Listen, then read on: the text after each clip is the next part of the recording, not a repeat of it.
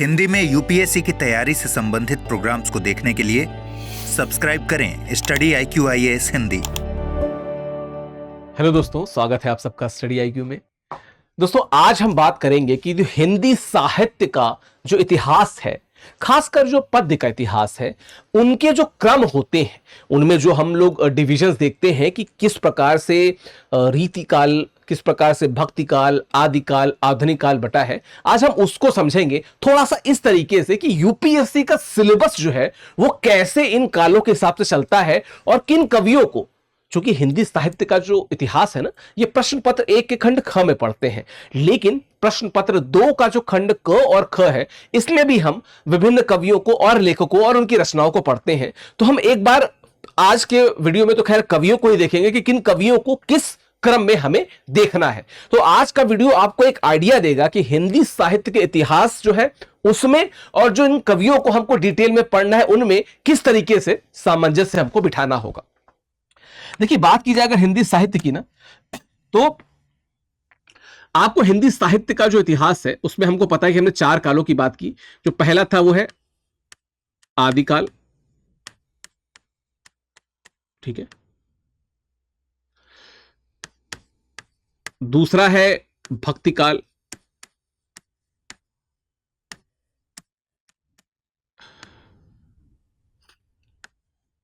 तीसरा है रीति काल,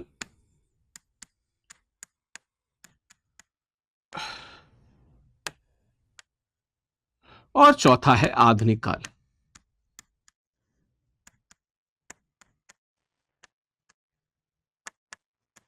ठीक है। देखिए, अगर बात की जाए हिंदी साहित्य की तो ये 4 प्रमुख कैटेगराइजेशन हुए हैं। आपने इसको मेरे पिछले वीडियो के द्वारा जो चैनल पे आपको प्लेलिस्ट में मिल जाएंगे, उनमें आपने इसको क्लियरली समझ लिया होगा कि ये 4 जो व्यापक डिविजन्स हुए उनको हमने देखा। अब बात की जाए आदिकाल की, भक्ति काल की, रीति काल की, आधुनिक काल की, तो क्या हमें हर काल, ये जो चारों हैं, क्या चारों कालों के कवियों को पढ़ना है डिटेल में? छोटा छोटा तो हम जब हिंदी साहित्य का इतिहास पढ़ेंगे तो पढ़ेंगे ही, क्या सबको डिटेल में पढ़ना है? एक बार हम लोग उसको समझते हैं। देखिए, बात की जाए तो आदिकाल, हालांकि हम इसको प्रॉपर पढ़ते हैं, जहां पे हम जो सिद्ध साहित्य है हम उसको देखते हैं। एक मिनट, हम यहां पे जो सिद्ध साहित्य है हम उसको प्रॉपर देखते हैं, सिद्ध साहित्य, ठीक है। हम नाथ साहित्य को भी देखते हैं और अक्सर इनको साथ में ही देखा जाता है, क्योंकि जो सिद्ध साहित्य था उसकी अगली अवस्था ही नाथ थी, जब हमको गोरक्षनाथ द्वारा नाथ संप्रदाय का उदय देखने को मिलता है। साथ में हम इसमें जैन साहित्य को भी देखते हैं, ठीक है। हम इसमें जो रासो साहित्य है हम उसको भी देखते हैं, और इसमें हम विद्यापति जैसे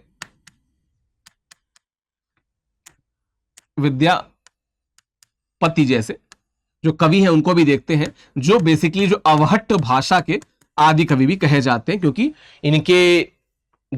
उनके जो पद्य है उसमें हमको पहली बार अवहट्ट का एक इंडिविजुअल भाषा के रूप में हमको प्रमाण मिलता है। तो ये जो है, इनको हम हिंदी साहित्य के इतिहास में पढ़ेंगे। मतलब क्या कि जो प्रश्न पत्र 1 का खंड ख है, यानी जो सेक्शन बी है, उसमें हम इनको पढ़ेंगे, लेकिन जो प्रश्न पत्र 2 है उसमें हम इनको, जो प्रश्न पत्र 2 है हम उसमें इनको नहीं पढ़ेंगे, ठीक है। इसमें कोई भी कवि आपको नहीं आना है, लेकिन इसका मतलब यह नहीं है कि आप इस काल की जो विशेषताएं हैं आप उनको नहीं पढ़ने वाले। आप उनको बेशक डिटेल में आपको पढ़ना होगा, आपको समझना होगा कि कैसे शुरुआत में सिद्ध साहित्य को, नाथ साहित्य को साहित्य ही नहीं माना जा रहा था, उसको सिर्फ एक धार्मिक प्रचार मात्र कह दिया गया था आचार्य शुक्ल के द्वारा। फिर वहां पे आते हैं आचार्य हजारी प्रसाद द्विवेदी और इस बात को सिद्ध करते हैं कि अगर वो धार्मिक प्रचार है तो जो बाद में भक्ति काल में जब हम तुलसीदास को, सूरदास को देखते हैं, मीराबाई को देखते हैं, तो वो भी हमको कहीं ना कहीं धार्मिक प्रचार ही लगेगा। तो यहां पे तो हमें ये स्पष्ट रूप से क्लियर हो जाता है, पहली बात।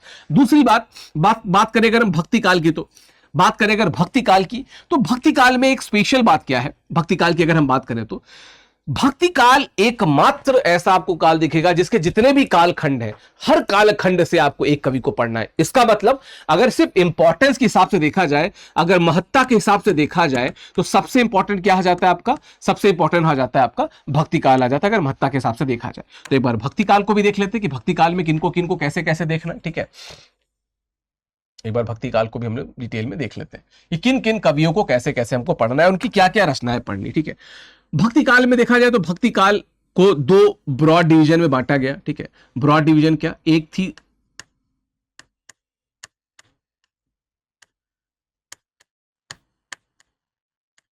सगुण भक्ति धारा और एक थी निर्गुण भक्ति धारा।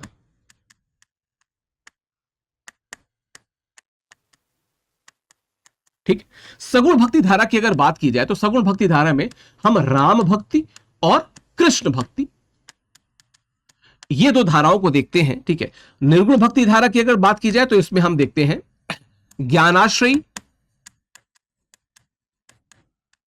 जिसे हम संत शाखा भी कहते हैं, और प्रेमाश्रयी, जिसे हम सूफी धारा कहते हैं। ये इनको हम यहां पे कहीं ना कहीं देखते हैं। ठीक है, बात की जाए उसके बाद की तो राम भक्ति धारा में ये तो बहुत सारे कवि हैं, लेकिन राम भक्ति धारा में बेसिकली हमको राम भक्ति धारा के बाकी छोटे छोटे कवियों को देखना है, लेकिन मेनली हमको जिनको देखना है वो कौन है, गोस्वामी तुलसीदास। गोस्वामी तुलसीदास, इनको हमको डिटेल में देखना है। ठीक है, गोस्वामी तुलसीदास को हम लोग डिटेल में देखेंगे। तुलसीदास में भी क्या, अगर सिलेबस की बात की जाए तो तुलसीदास का जो ये है इसमें हमको जो रामचरितमानस है उसमें हमको सुंदरकांड देखना है जो अवधी भाषा में लिखा हुआ है, और कवितावली पढ़नी है, कवितावली का उत्तरकांड देखना है। एक मिनट, कवितावली का हमें उत्तरकांड देखना है जो ब्रज भाषा में लिखी हुई, ये कवितावली का उत्तरकांड, ये रामचरितमानस का सुंदरकांड जो हमें देखना है। ठीक है, कृष्ण भक्ति की बात की जाए तो ये तो मीरा, वीरा, मीरा, रसखान, बहुत सारे कवि है, लेकिन हमें कृष्ण भक्ति में किसको देखना है, सूरदास को पढ़ना है। सूरदास का भी जो भ्रमर गीत सार है उसके आरंभिक जो 100 पद है हमें उसको पढ़ना है। जो भ्रमर गीत सार का आरंभिक 100 पद है उन्हें हमको इसमें पढ़ना है। बात की जाए ज्ञानाश्रयी संत शाखा की, तो ज्ञानाश्रयी संत शाखा के आदि कवि हम सबको पता है कबीर दास, ये तो इसमें बहुत सारे थे। ठीक है, ठीक है, चाहे रविदास की रविदास की बात की जाए, गुरु नानक की बात की जाए, बहुत सारे कवि मिलते हैं, पर कबीर जो है, कबीर का जो बीजक है उसमें जो साखी समद रमैनी हमको पता है, उसमें जो साखियां हैं, जो पहली 100 साखी है, जो बीजक की जो पहली 100 साखियां हैं, तो 100 साखियां जो है वो हमें पढ़नी है। अगर हम जब पढ़ते हैं कबीरदास को पढ़ेंगे तो ज्ञानाश्रयी में हमको कबीर को पढ़ना है। प्रेमाश्रयी शाखा में हम पढ़ेंगे मलिक मोहम्मद जायसी को, और मलिक मोहम्मद जायसी का भी एक ग्रंथ है, उसका नाम क्या है, पद्मावत। मलिक मोहम्मद जायसी का जो पद्मावत है वो हमें पढ़ना है। और पद्मावत में भी 2 खंड, चूंकि 57 खंड है, हमको पढ़ना 2 खंड है। कौन कौन सा हमको इसमें पढ़ना, सिंघल द्वीप खंड, जब वो सिंघल द्वीप जाते हैं रानी पद्मावत के बारे में उनकी प्रशंसा सुन के, ठीक है, राजा रत्नसेन जब सिंघल द्वीप जाते हैं। और दूसरा है नागमती वियोग खंड, जहां पे जो उनकी पहली पत्नी थी रानी नागमती, उनके वियोग के बारे में किस प्रकार से वो दुखी हो जाती हैं राजा के जाने पे और विभिन्न कारणों से, वो चीजें यहां पे नागमती वियोग खंड में आपको देखने को मिलेगी। तो ये आपको जो भक्ति काल है, जो सबसे इंपॉर्टेंट, जिसके सभी धाराओं को, सभी एकमात्र ऐसा काल है जिसमें आपको यूपीएससी के सिलेबस में सबको पढ़ना होगा। प्रश्न पत्र 2 में तुलसीदास, सूरदास, कबीर, जायसी, ये सभी आपको पढ़ने होंगे। ठीक है, फिर आता है रीतिकाल। अब रीतिकाल को हम अगले पेज पे देख लेते हैं, इसको ऐसे रहने देते हैं। अगर बात की जाए रीतिकाल की, ठीक है, बात की जाए अगर रीतिकाल की, अगर रीतिकाल की बात की जाए तो ये तो हम रीतिकाल को देखते हैं 4 अलग अलग डिवीजन में, जहां पे हमको, एक मिनट, हमें रीति सिद्ध, रीति बद्ध, रीति सिद्ध, रीतिबद्ध, रीति मुक्त और रीति इतर, ये 4 हमको देखने को इसके डिविजन्स मिलते हैं, 4 अलग अलग उप शाखाएं हमको देखने को मिलती हैं। लेकिन जिस पे हमें फोकस करना है वो क्या है, रीतिकाल में एकमात्र कवि और जो रीतिकाल के सबसे बड़े कवि माने जाते हैं, केशवदास की बात नहीं कर रहा हूं, मैं बात कर रहा हूं बिहारी की। कहत नटत रीजत खिजत, मिलत खिलत लजियात, भरे भवन में करत है नय ननुही सो बात। तो हमें किसकी बात करनी है यहाँ पे, हमको बिहारी लाल को पढ़ना है। ठीक है, सभी खंड को अलग अलग नहीं, सिर्फ बिहारी लाल को पढ़ना है। ठीक है, ना केशवदास को पढ़ना है ना बाकी इसको, बिहारी लाल में। और उनकी भी जो बिहारी की जो सतसई है, बिहारी जो सतसई है, ठीक है, सतसई मतलब 700 जो उनके पद है, वो सतसई, सॉरी सरसई नहीं, सतसई है ये।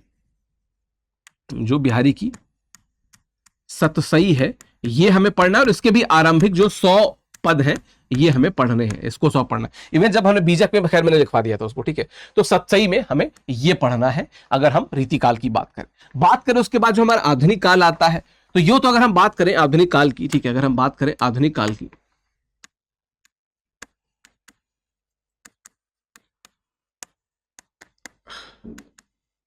ठीक है, शुरू होता है ये भारतेंदु युग से, 1850 से 1900 तक। फिर आता है द्विवेदी युग, ठीक है, 1900 से 1918 तक। फिर आता है छायावाद, 1918 से 1936 तक। फिर आता है आपका प्रगतिवाद, 1936 से 1943 तक। फिर उसके बाद आता है प्रयोगवाद, फिर आ जाता है नई कविता। अब देखिए, मतलब बाकी उसके आगे की जो चीजें हैं, अब हमको अगर थोड़ा ब्रॉड लेवल पे देखा जाए तो भारतेंदु युग में हमको भारतेंदु के जो नाटक है उनको प्रश्न पत्र 2 खंड ख में पढ़ना है, प्रश्न पत्र 2 खंड क में उनकी कोई कविता नहीं पढ़नी, ठीक है। तो यहां पे हम थोड़ा सा भारतेंदु युग को कहा भी गया क्योंकि इनके पहले ना, भारतेंदु से पहले पद्य पद्य लिखा जाता था। गद्य की जो विधा है मोटे तौर पे मजबूती से सशक्तता के साथ शुरू हुई भारतेंदु युग में। लेकिन भारतेंदु युग के किसी कवि को आपको सिलेबस में नहीं पढ़ना है। हालांकि जब हम भारतेंदु युग पढ़ेंगे तो उस समय के कवियों को पढ़ेंगे, ठीक है।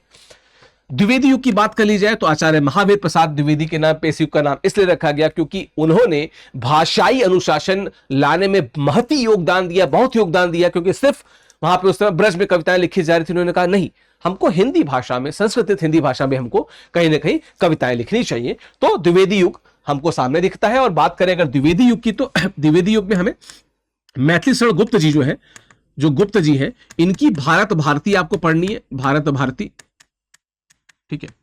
भारत भारती में आपको क्या कहते हैं, अतीत खंड है, वर्तमान खंड और भविष्य खंड है, तीनों खंडों को पढ़ना है, ठीक है। बहुत शानदार रचना, आपको निबंध के लिए बहुत सारे पद मिल जाएंगे भारत भारती से, बड़ा योगदान है, इसको जरूर पढ़िएगा। बात की जाए अगर छायावाद की, तो छायावाद में, चूंकि छायावाद का आधुनिक काल में बहुत इंपॉर्टेंस है, शायद सबसे इंपॉर्टेंट अगर काल देखा जाए और डिवीजन देखा जाए तो छायावाद है। तो छायावाद में हमें अगर देखो तो छायावाद में हमें पढ़ना है किसको, हमें पढ़ना है जयशंकर प्रसाद को, उनकी कामायनी, ठीक है। और कामायनी में भी 2 सर्ग है, ठीक है, चिंता सर्ग और श्रद्धा सर्ग, 2 सर्गों को पढ़ना है।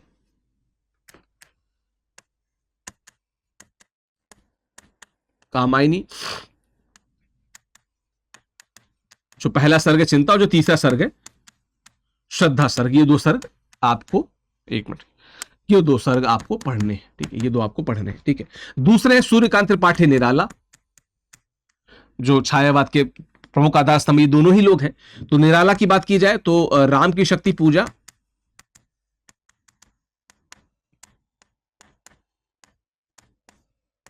और कुकुरमुत्ता, ये 2 रचनाएं आपको इनकी पढ़नी है।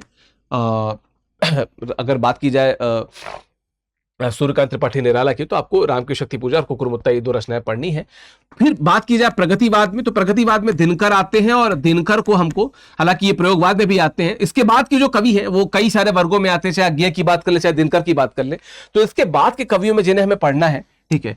और जो नया क्या कहते हैं, अभी हमारा एक बैच भी शुरू हो रहा है, वो दिनकर से ही शुरू हो रहा है। तो हमें उसके बाद हमें पढ़ना है रामधारी सिंह दिनकर, उनके कुरुक्षेत्र को, हमें दिनकर को पढ़ना है।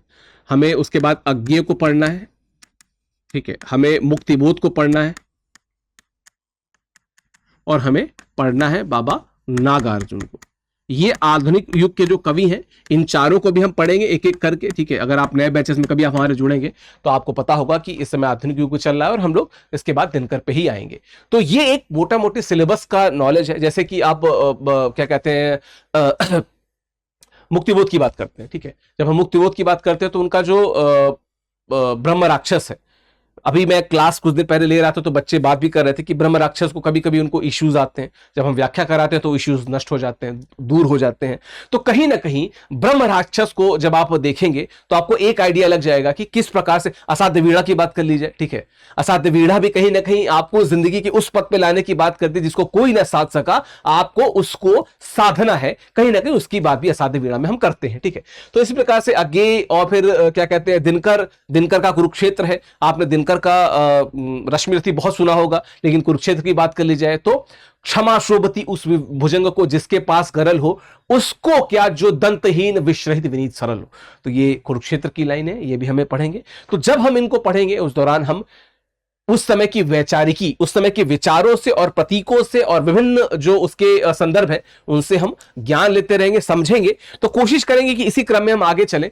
तो अब आपको जब नेक्स्ट में वीडियो जब हम लोग बात करेंगे तो हम कोशिश करेंगे कि जो आदिकाल है एक संक्षिप्त में हम आदिकाल को समझाने का प्रयास करें, या अगर हम किसी और को भी शुरू करते हैं, या अगर हम भक्तिकाल को शुरू करते हैं, जैसा आपका रिव्यू आ जाएगा। आप मेरे जो टेलीग्राम चैनल है ना, आप टेलीग्राम पे सर्च बॉक्स पे जाके OFFICIALVIKAS @ऑफिशियल विकास डालेंगे, ठीक है, यानी कि OFFICIALVIKAS अगर ये डालेंगे तो आप मेरे टेलीग्राम चैनल से जुड़ सकते हैं।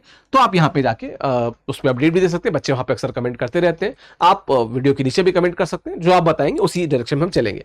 बाकी आशा करते हैं कि ये सीरीज आप लगातार देखते रहेंगे और आपको इससे लाभ हो रहा है तो हमें कमेंट बॉक्स में जरूर बताइएगा। दोस्तों, जैसा हम बात कर रहे थे कि स्टडी IQ ऑप्शनल बैचेस यानी कि हिंदी साहित्य वैकल्पिक विषय के क्लासेस से आप जुड़ना चाहते हैं तो आपको करना क्या है, आपको studiiq.com विजिट करके, ठीक है, राइट हैंड साइड पे देखेंगे तो आपको ऑप्शनल सेक्शन दिखेगा। वहां पे आपको हिंदी साहित्य यानी कि हिंदी लिटरेचर दिख जाएगा, जिसके नए बैच 2 दिसंबर से शुरू हो रहे हैं। यानी कि नया जो बैच है वो 2 दिसंबर से शुरू हो रहा है, दोपहर 1 बजे का बैच है। जो सबसे खास बात है वो ये कि आगामी कुछ दिन, ठीक है, 27 से 30 तारीख तक आप देख सकते हैं, 30 नवंबर तक सुपर सक्सेस सेल चल रही है। यानी कि इस दौरान अगर आप स्टडी IQ में हिंदी साहित्य वैकल्पिक विषय का बैच लेते हैं, अगर आप हिंदी साहित्य वैकल्पिक विषय का बैच लेते हैं और आप यूज करते हैं कोड विकास लाइव, तो आपको यह बैच मात्र 12,999 रुपए में मिलेगा। याद रखें कि यह बैच नंबर क्या है, यह 10वां बैच है हिंदी साहित्य का, दिसंबर का बैच है। यह बैच शुरू हो रहा है रामधारी सिंह दिनकर की कुरुक्षेत्र से, तो बिल्कुल डिले ना करें। अगर आप हिंदी साहित्य वैकल्पिक विषय लेना चाहते हैं, या एक मैं दूसरे लैंग्वेज में बोलूं, आप UPSC फाइनली क्रैक करना चाहते हैं, तो what all you should do that you should go through, आपको हिंदी साहित्य वैकल्पिक विषय से जुड़ना चाहिए। डिटेल्स मैंने दे दी हैं, और भी वीडियो आपको प्लेलिस्ट में मेरे मिल जाएंगे। आपको हिंदी साहित्य वैकल्पिक विषय के बैच से जुड़ने की डिटेल्स नीचे हमारा जो डिस्क्रिप्शन सेक्शन होता है वहां पे भी मिल जाएंगी। तो मिलते हैं आपसे हिंदी साहित्य के नए बैच में। आपका दिन शुभ हो, all the best, thank you. Hindi में UPSC की तैयारी से संबंधित प्रोग्राम्स को देखने के लिए सब्सक्राइब करें स्टडी IQ IAS हिंदी।